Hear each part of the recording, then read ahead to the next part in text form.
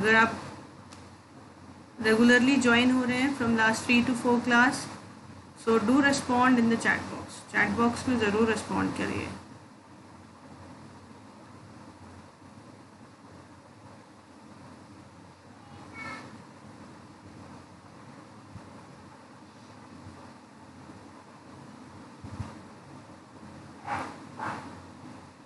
So I am starting with the session now. सो हम क्या कर रहे थे, हम एक बार रिवाइज़ करते हैं, ठीक है। थोड़ा सा रिवाइज़ करने से क्या होता है कि हम अपडेट हो जाते हैं और टॉपिक्स पर हम अटेंटिव हो जाते हैं कि एक्चुअली हमारा क्या टॉपिक चल रहा है। तो जैसे कि पता है, इस चैप्टर में हम 1950 to 1990 के टाइम पीरियड की बात कर रहे हैं, जहाँ पर हमने ये जाना था कि देश को आज़ाद हुआ और देश में पंडित जवाहरलाल नेहरू ने socialist pattern of economic system को अडॉप्ट किया।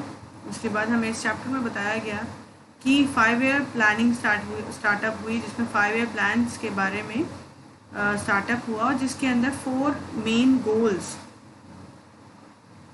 मेन गोल्स बताए गए हैं जो हर 5 ईयर प्लान्स में लिए जाते हैं, बनाए जाते हैं। ओके, जिसमें हमने बात करी ग्रोथ, हमने बात करी मॉडर्नाइजेशन की, हमने बात करी सेल्फ रिलायंस और हमने बात करी इक्विटी। ये 4 गोल्स की हमने बात करी और इन गोल्स के बारे में हमने डिटेल में भी देखा था, ठीक है, जो कि आप वीडियोस में जाके देख सकते हैं।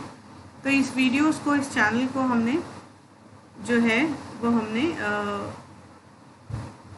पोस्ट किया है पार्ट 1, पार्ट 2, पार्ट 3, पार्ट 4 कर।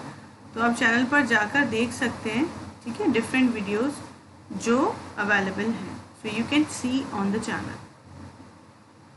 Okay.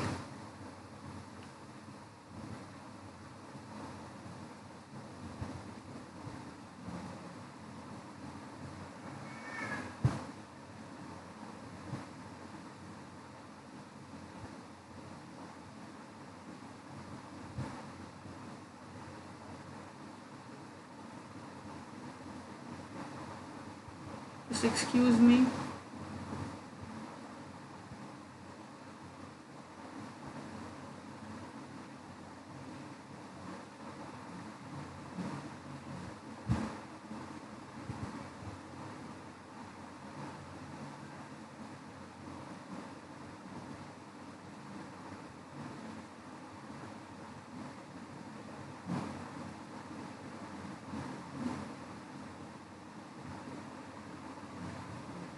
प्लीज़ मुझे रिस्पॉन्ड करिए चैट बॉक्स में, जो भी ज्वाइन हुए हैं, क्या उन्हें मेरी आवाज़ आ रही है? प्लीज़ टेल मी।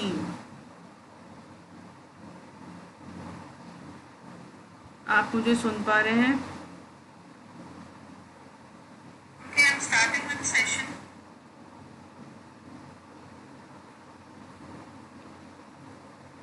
ठीक है।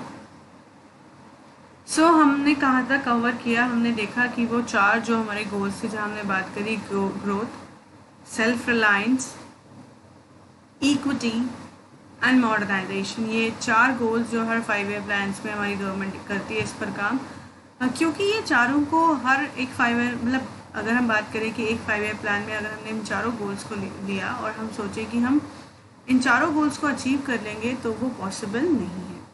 सो दैट इज़ वाई हमें इन गोल्स को हर एक 5 ईयर प्लान में लेना होता है और इसके साथ साथ जो और गोल्स हैं उनको भी हम कंसीडर करते हैं, ठीक है। सो उसके बाद हमने देखा कि एग्रीकल्चर की हमने बिगनिंग करी कि एग्रीकल्चर के बारे में क्या क्या प्लानिंग की गई आफ्टर द इंडिपेंडेंस। तो हमने देखा लैंड रिफॉर्म्स बने, लैंड सीलिंग की पॉलिसी आई, ग्रीन रेवोल्यूशन आया, जो हमने लास्ट वीडियो में ही देखा था कि ग्रीन रेवोल्यूशन में क्या किया गया, HIV सीड्स को प्रमोट किया गया, ठीक है, और जो फैसिलिटीज़ थी वो प्रोवाइड की गई टू द फार्मर्स। तो अब यहाँ पे देखा गया ग्रीन रेवोल्यूशन में कि जो बिग फार्मर्स थे उनको तो बेनिफिट्स मिल रहे थे क्योंकि उन पर पैसा था, तो वो सारी फैसिलिटीज़ को ले सकते थे, चाहे वो पेस्टिसाइड्स हो, फर्टिलाइज़र हो, HIV सीड्स हो। But what about the small farmers का क्या, वो कैसे इन चीज़ों को खरीद पाएंगे? तो गवर्नमेंट ने उनके लिए भी काम किया, गवर्नमेंट ने उनको इंसेंटिव्स प्रोवाइड करे, ठीक है, उनको सस्ते रेट पर सीड्स प्रोवाइड करे, उनको लो रेट ऑफ इंटरेस्ट पर लोन प्रोवाइड किया, ठीक है, जिससे वो क्या कर सके, वो भी प्रोग्रेस कर सके। इसके बाद कोशिश यही थी कि मार्केटेड सरप्लस पर काम किया जाए, जहाँ पर सेल्फ कंजप्शन करने के बाद भी सरप्लस होना चाहिए जो मार्केट में जाके बिक सके। ठीक है, सो बिकेगा तो अर्निंग होगी तो उसको हम फिर से इन्वेस्ट कर सकते हैं in the farming, in the agriculture.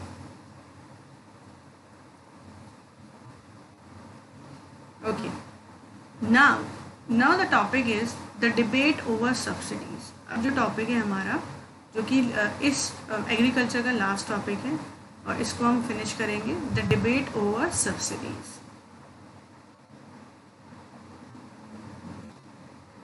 मुझे लगता है कि चैनल पर ये बहुत स्लो चल रहा है, बहुत स्लो आ रहा है।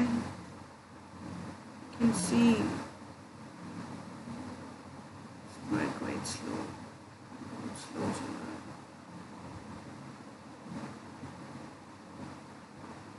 चलिए, so the economic system of subsidies in agriculture is at present a hotly debated question. ठीक है, the economic justification of subsidies. तो ये सब्सिडीज़ की बात हो रही है कि जो रियायतें देती है सरकार, जो छूट देती है, वो कह रहे हैं कि एक डिबेटेड क्वेश्चन है। क्यों क्वेश्चन है वो देखते हैं। It is generally agreed that it was necessary to use subsidies to provide an incentives for adoption of the new HYV technology by farmers in general and small farmers in particular. वो कह रहे हैं कि ज़रूरी है कि जो subsidies दी जाए फार्मर्स को, जिससे वो HYV सीड्स को यूज़ कर सके। ठीक है, फार्मिंग में, ठीक है, जनरली मतलब हर फार्मर यूज़ करे, और पर्टिकुलरली स्मॉल फार्मर जो है वो यूज़ करे। Any new technology will be looked upon as being risky by farmers. कोई भी नई टेक्नोलॉजी देखा जाए तो फार्मर्स के लिए बहुत रिस्की होती है। Subsidies were therefore needed to encourage, इसलिए सब्सिडीज़ को encourage करना ज़रूरी है ना। Farmers to test the new technology, जिससे वो नई टेक्नोलॉजी को टेस्ट करें। Some economists believe that once the technology is found profitable and widely adopted, subsidies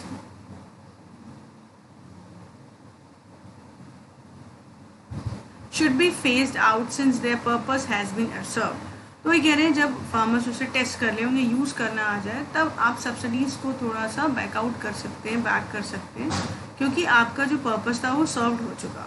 further subsidies are meant to benefit the farmers, but a sustainable amount of fertiliser subsidy also benefits the fertiliser industry. तो further कह रहे हैं subsidies are meant to benefit the farmers. Subsidy क्या है? Farmers के benefit के लिए है, लेकिन अगर substantial amount of fertiliser subsidy दी जाएगी तो वो फर्टिलाइजर इंडस्ट्री के लिए फ़ायदेमंद होगी, and among farmers also, farmer के लिए भी होगी।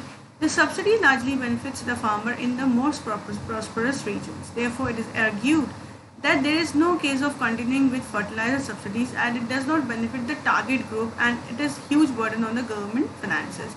तो अगर फर्टिलाइज़र सब्सिडीज़ दी जाएंगी, मतलब फर्टिलाइजर इंडस्ट्रीज़ को दी जाएंगी, तो वो कह रहे हैं कि हम सब्सिडीज़ दें फार्मर्स को, और हम फार्मिंग फर्टिलाइज़र इंडस्ट्रीज़ हैं वहाँ पर अगर सब्सिडीज़ दी जाएंगी तो ये कहीं ना कहीं सरकार के ऊपर बोझ बढ़ जाएगा। सरकार के ऊपर बोझ जो है वो बहुत ज़्यादा बढ़ जाएगा, डेफिसिट बहुत बढ़ जाएंगे। On the other hand, some believe that the government should continue with the agriculture subsidies because farming in India continues to be risky business. वो कह रहे हैं, और बाकी लोग मानते हैं कि ज़्यादा सब्सिडीज़ देने से गवर्नमेंट के फाइनेंसेस और बर्डन आता है, और दूसरे हाथ पर ये डिबेट है, actually it's a debate, for against point है, जहाँ बात करें कि, लेकिन वो ये भी कह रहे हैं कि एग्रीकल्चर में सब्सिडीज़ नहीं दी जाएंगी तो फार्मिंग, जैसे इंडिया के अंदर फार्मिंग एक रिस्की बिजनेस है। रिस्की क्यों है? क्योंकि स्मॉल फार्मर्स हैं, स्मॉल फार्मर्स इन्वेस्ट करते हैं, लोन लेके वो पैसा लगाते हैं, और अगर उन्हें सब्सिडीज़ नहीं दी जाएंगी, इंसेंटिव्स नहीं दिए जाएंगे, छूट नहीं दी जाएंगे, तो फिर वो रिस्क नहीं लेंगे। उन्हें लगता है कि हमने इतना पैसा लगाया, अगर कुछ भी नुकसान होगा तो उसकी भरपाई कौन करेगा, है ना। तो most farmers are very poor and they will not be able to afford the required inputs without subsidies. Okay, तो they want the inputs, उन्हें inputs चाहिए, ठीक है, उन्हें subsidies चाहिए. Eliminating subsidies will increase the inequality between rich and poor farmers and violate the goal of equity. तो अगर जो आपका इक्विटी का गोल है और अगर आप सब्सिडीज़ को हटा देते हैं तो क्या होगा, सब्सिडीज जब आप हटा देंगे तो जो गैप है बिटवीन रिच और पुअर वो बढ़ जाएगा, क्योंकि इनइक्वालिटी बढ़ जाएगी। इनइक्वालिटी कैसे बढ़ेगी, क्योंकि हमने कहा कि जो रिच फार्मर्स है वो तो ले लेंगे फ़ायदा ग्रीन रेवोल्यूशन का, HYV सीड्स का, फर्टिलाइज़र का, पेस्टिसाइड्स का, लेकिन पुअर फार्मर कैसे लेगा, क्योंकि उसको तो पैसा ही नहीं है, तो उसको तो सरकार को हेल्प करनी ही होगी। Okay, so these experts argue that if subsidies are largely benefiting the fertilizer industry and big farmers, the correct policy is to abolish the subsidies but to take steps to ensure that the poor farmers enjoy the benefits.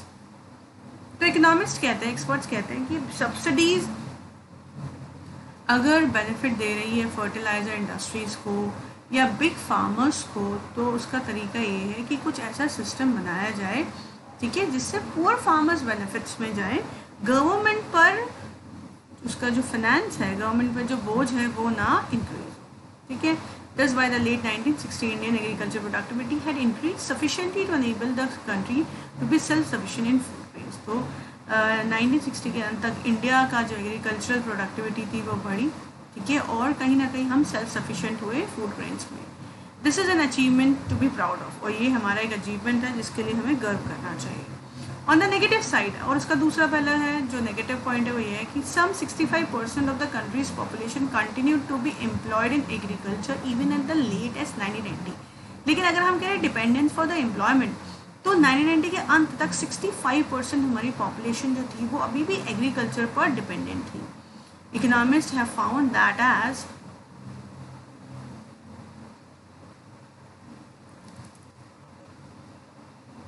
a nation becomes more prosperous, the proportion of GDP contributed by agriculture as well as the proportion of population working in the sector declines considerably.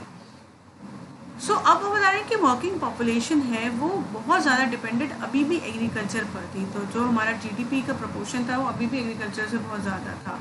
In India between 1950 1990 the proportion of GDP contributed by agriculture declined significantly, but not the population depending on it. लेकिन वो कह रहे हैं कि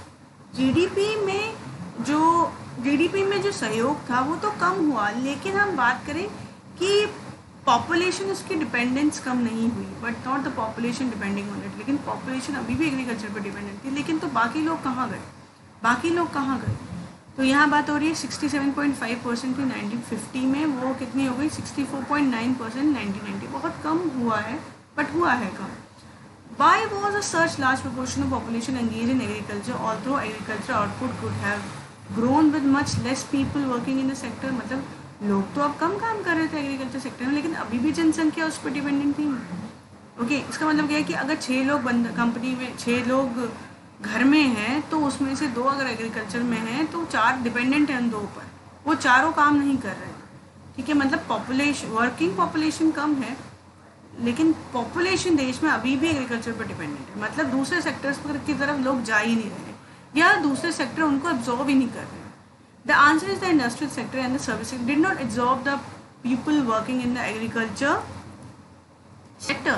तो जो 2 sector हैं, जो हमारे 2 सेक्टर क्या हैं, आपका सेकेंडरी एंड टर्शरी सेक्टर, जैसे कि एग्रीकल्चर और इंडस्ट्रियल और सर्विस सेक्टर, जो बची हुई पॉपुलेशन है, जो डिपेंडेंट पॉपुलेशन एग्रीकल्चर पर, उसको एब्जॉर्ब ही नहीं कर पा रही है, ठीक ना। So that is why many economist call this an important failure. तो ये भी हमारा क्या है, इकोनॉमिस्ट कहते हैं ये क्या है, हमारा इकोनॉमिक इम्पॉर्टेंट फेलियर है हमारी पॉलिसीज़ का, जो कि 1950 to 90 चले। ओके, सो इस पूरे टॉपिक में हमने क्या कंक्लूजन निकाला, वो ये है कि सब्सिडीज़ की बात हो रही थी, डिबेट हो रही थी कि सब्सिडीज़ देनी चाहिए या नहीं देनी चाहिए। देखिए, अब वो कह रहे हैं कि सब्सिडीज़ देने से अगर स्मॉल फार्मर्स का बेनिफिट हो रहा है तो हाँ, it's good to give the subsidies, लेकिन साथ ही साथ फर्टिलाइज़र इंडस्ट्री को, और अगर जो बिग फार्मर्स हैं उनको, और गवर्नमेंट के जो एक्सपेंसेस है उस पर बहुत ज़्यादा बर्डन आ रहा है, तो कुछ ऐसा सिस्टम बनाया जाए जिससे स्मॉल फार्मर्स जो हो वो बेनिफिट हो, सब्सिडीज़ को विड्रॉ किया जाए, ठीक है। उसके साथ यहाँ बात हुई कि इतना मेजर्स लिए हमने, तो जीडीपी में तो जो कंट्रीब्यूशन था वो तो डिक्लाइन हुआ इन द एग्रीकल्चर सेक्टर, लेकिन पॉपुलेशन जो थी वो अभी भी डिपेंडेंट थी एग्रीकल्चर पर। मैंने आपको एग्जांपल दिया है वो कैसे थी कि अगर फैमिली में 6 लोग हैं तो 2 लोग एग्रीकल्चर में लगे और बाकी 4 कुछ नहीं कर रहे, ठीक है, वो उन दोनों पे डिपेंडेंट है। तो पॉपुलेशन अभी भी एग्रीकल्चर पर डिपेंडेंट है। तो उसका रीज़न क्या है? उसका रीज़न ये है कि जो बाकी 2 सेक्टर्स हैं, इंडस्ट्रियल सेक्टर और सर्विस सेक्टर, वो एब्जॉर्ब नहीं कर रहे हैं उन पॉपुलेशन को, जो बची पॉपुलेशन है ना। तो कहीं ना कहीं ये एक फेलियर है हमारी पॉलिसीज़ का जो हमने 1952 1990 बनाई, ठीक है। अब जो हमारा नेक्स्ट पॉइंट है 2.4, वो हम नेक्स्ट सेशन में करेंगे अपनी, ठीक है, इंडस्ट्री एंड ट्रेड। सो अभी ज्वाइनिंग ज़्यादा नहीं हुई है सेशन के अंदर, ठीक है।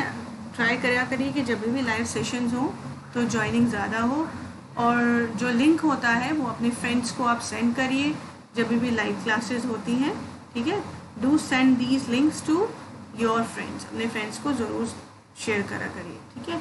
सो आपको हम नेक्स्ट सेशन में मिलेंगे। जब भी सेशन आएगा उसकी नोटिफिकेशन आपको चैनल पर दिख जाएगी और टेलीग्राम ग्रुप पर आप पर पहुंच जाएगी, ठीक है। बिजनेस स्टडीज़ का भी लाइव क्लास स्टार्ट होने वाली है अभी, इसके बाद आपको बिजनेस स्टडीज़ की लाइव क्लास मिलेगी। So thank you very much.